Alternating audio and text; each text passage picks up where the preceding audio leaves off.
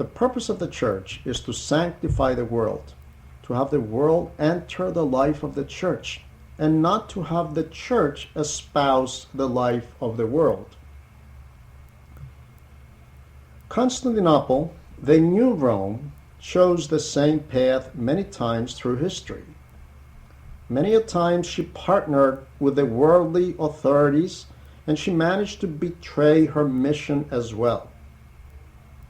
The new Rome did not hesitate to exile and persecute great and saintly patriarchs to maintain good terms with the various demands of the palace. Both St. John the Chrysostom and St. Gregory the theologian were persecuted amongst many others.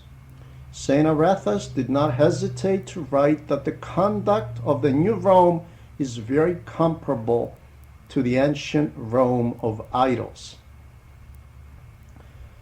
Thus, due to her conduct, Constantinople, the new Rome, was made desolate over the centuries.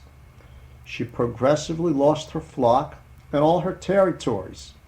St. John of Damascus, the great theologian of the 7th century, and the great church father, grew up and excelled in Syria, which was no longer part of the Byzantine Empire.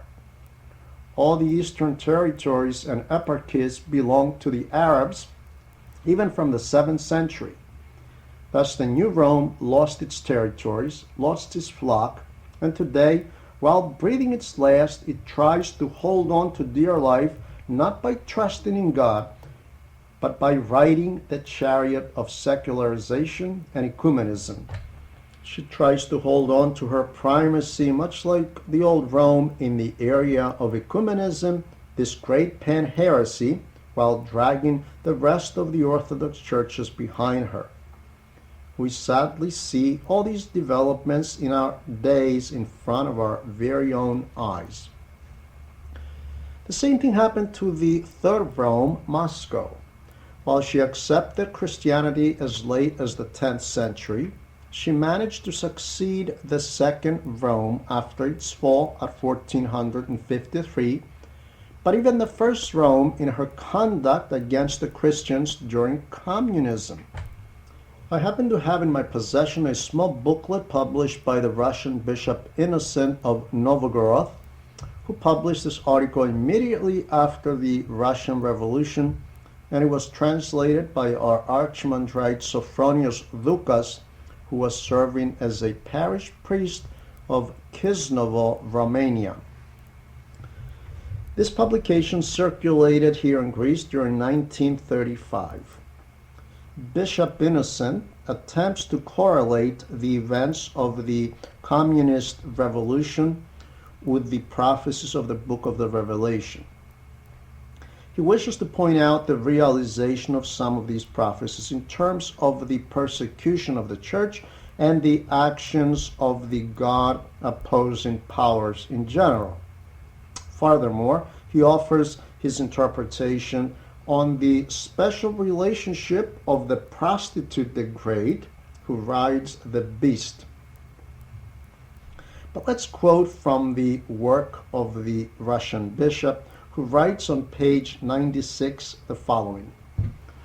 What is the meaning of the beautiful clothed woman? Revelation 17:4. She's not the serpent. She's not a beast having nothing in common with the people. She's not some club having nothing to do with Christianity.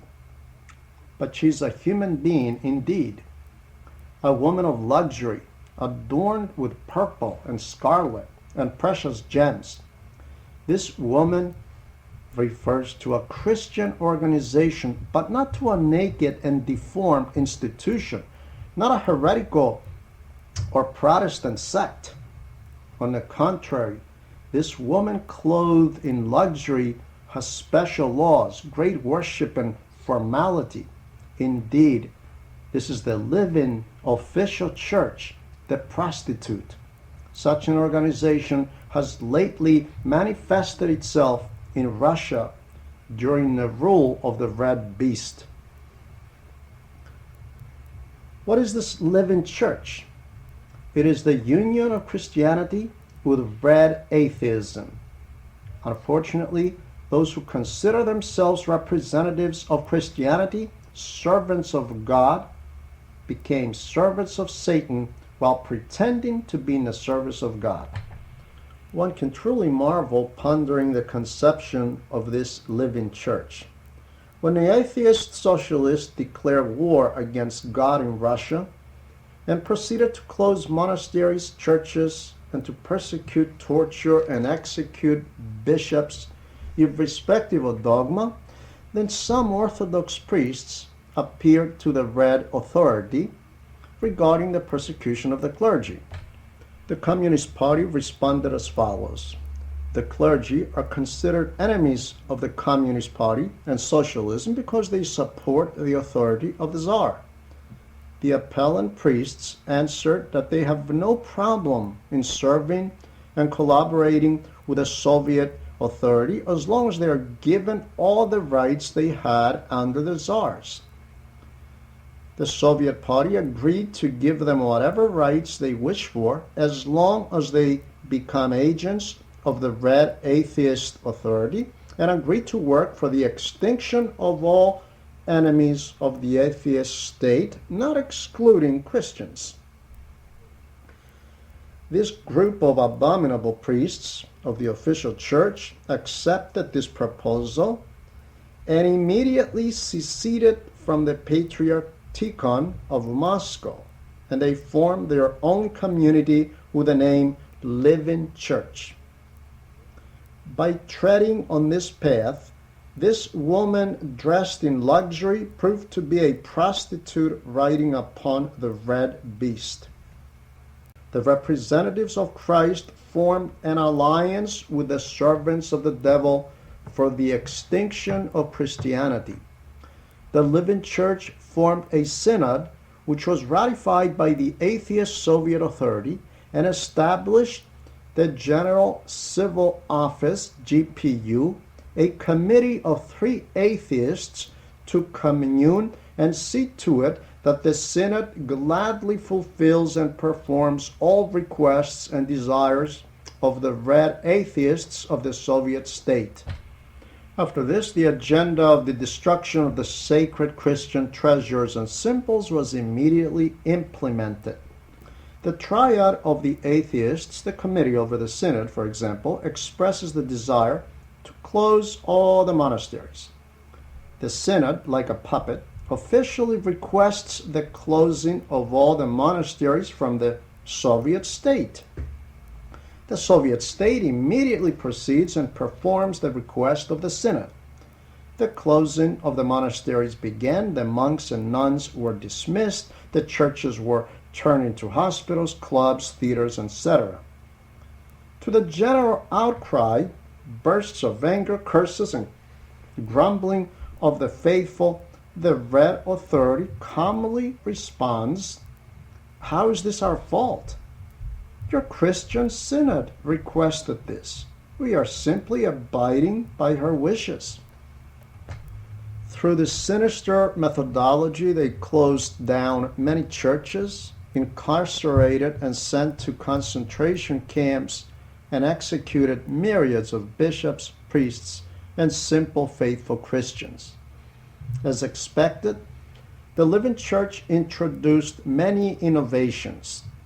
Married priests were promoted to bishops, and widow priests were permitted to remarry while maintaining the office of priesthood. Each bishop and priest of the Living Church is also an agent and informant of the GPU, the Supreme Council of the Soviet Union. They turned in and brought a charge against anyone, relative or stranger, who would speak a word against the atheist communist Soviet state. Ever so obedient to the desires of the authority and against the ecclesiastical canons, they defrocked Patriarch Tikhon, denying him even the schema of a simple monk. It is impossible to enumerate all those who they surrendered to the claws of the Red Dragon, to martyrdom and death. In short, the Living Church applauded endorsed and blessed all the murderous activities of the Soviet state and cursed the enemies of the Red Serpent. But let's not think that the dissolute woman riding the red beast resembles the living Church of Moscow and her members alone.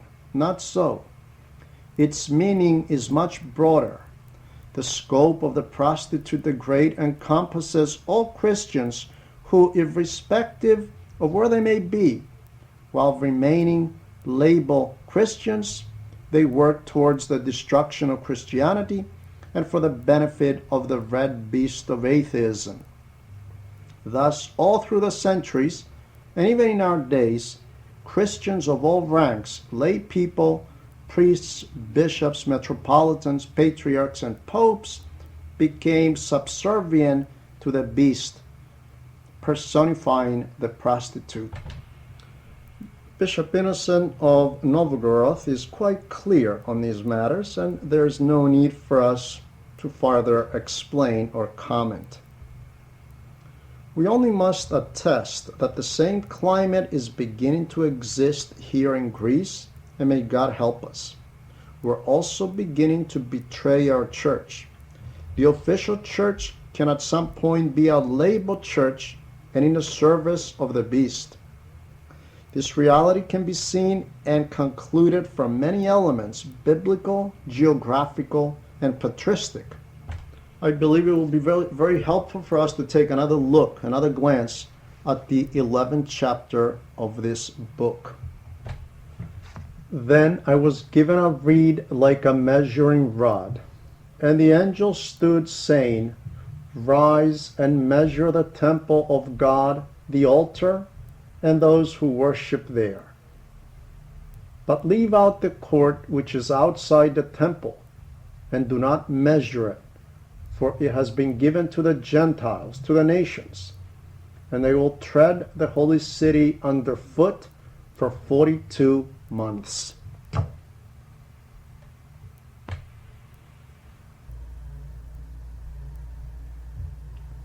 We stated during the course of that chapter that according to the interpretation of the Fathers, Jerusalem, the holy city, stands for the church. St. John the Evangelist is mandated to exclude the city from this measurement. We said back then that the measurement with the reed denotes God's holy protection. This holy protection was limited to the temple, the altar, and the number of the worshippers, the active members of the church.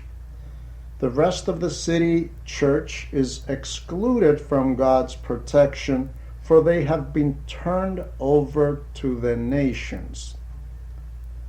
These are the once baptized members, lay people, and clergy who loved the world, compromised with the spirit of the world, and lived as secularized, marginal Christians. Father Justin Popovich of blessed memory, who suffered greatly for the faith, writes in his book Man and God Men, and I quote, "Christianity can only be the salt of the earth with its God-human power, the salt which can preserve man from corruption and evil. A Christianity, however, adulterated and mixed with various humanisms becomes worthless, flavorless, salt bereft of its saltiness. Such salt, according to the inerrant words of the Savior, cannot be made useful again, but it will be thrown out and trampled underfoot as worthless.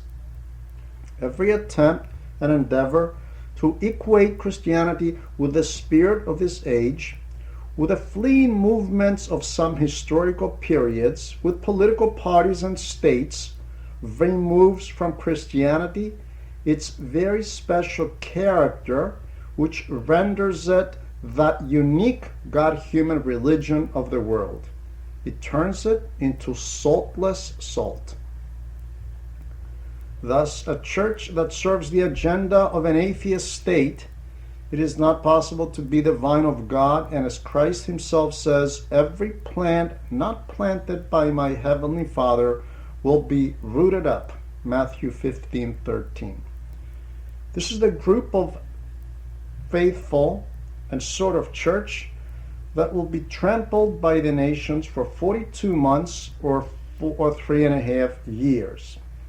St. John is instructed to not measure, to not include this church because it lost God's protection.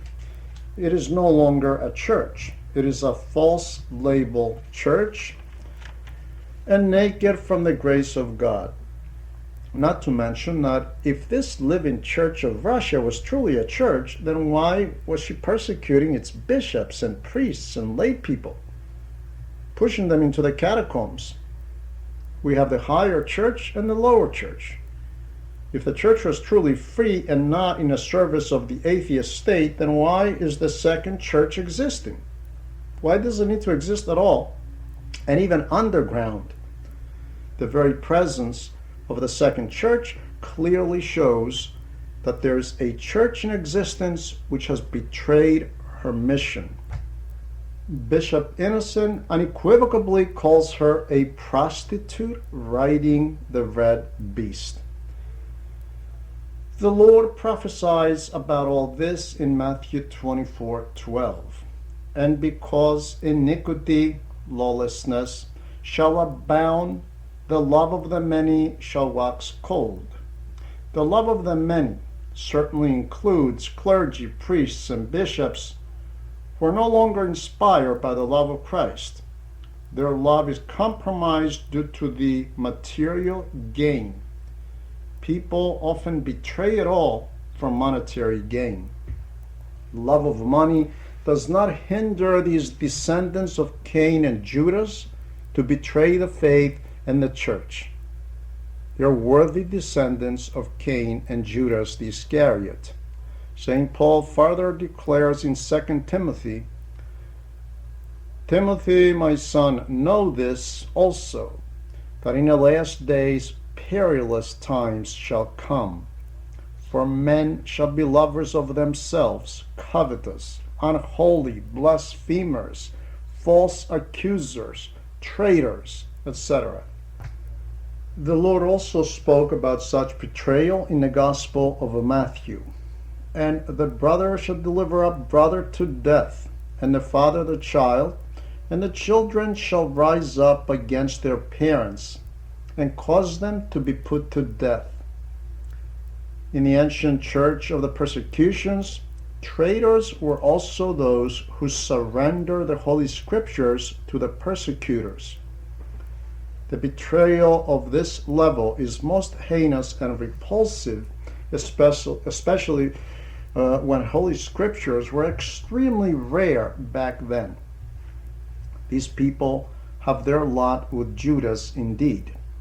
St. Cyril of Jerusalem records in his 15th Catechism, while commenting on the days of the Antichrist, I am mostly concerned about the hate between Christian brothers. With brothers, he means both laity and clergy, and even bishops. He was a victim of such persecution by the bishop who ordained him Bishop of Jerusalem. His ordaining bishop joined Arianism at some point and persecuted St. Cyril harshly for maintaining his orthodoxy. Consequently, even among our clergy of all ranks, we will have traitors of the faith who will make up the prostitute church which collaborates unethically with the red beast, the red dragon, which does not entail atheism alone, but every secular state. St. Cosmas the Aetolian, in his 56th prophecy, states the following: there will be a time where today's harmony between lay people and clergy will be absent. In prophecy 57, he adds, the clergyman will exceed everyone in impiety. And in prophecy 108, he says, there will be a time where Christians will rise up against each other. This animosity between Christians does not refer to political parties or political oppositions. The strife will be between those who have denied Christ, who have denied the church, and those who have remained faithful.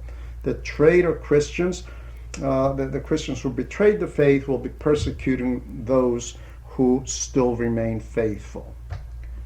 Finally, the early fathers, especially the ascetics, were repeatedly asked about the state of the clergy of the latter days.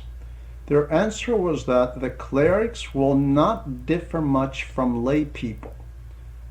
They'll be more concerned about their personal self-interests. We see this reality in the life of the saintly Father Dimitrios Gagastathis, who lived here in Trikala. His amazing life story has been published in a very large volume, and you may already have it. The Metropolitan of Kozani, who served the communist agenda at the time, was persecuting this holy priest to kill him. The bishop wanted to kill his own priest. Based on the aforementioned, there's plenty of ground which portrays the secularized church as a worthy representative of the prostitute of the book of the Revelation, along with Babylon and Rome. We did not come to this conclusion based on this very impressive booklet of Bishop Innocent alone, but mainly because we are eyewitnesses of this mystery of lawlessness in our days. We have been witnessing Orthodox bishops and priests, not Protestant, but Orthodox, to totally agree and to align themselves with the secular authorities, with the secular ideologies of all types and colors, left, right, red, green, white, black. Whichever party is on top, we see these opportunist clerics to flow along and betray the church. This is a sign of the end of times and a sign that the Antichrist is approaching, when it becomes so easy for clerics to betray the mother church. May God have mercy on all of us.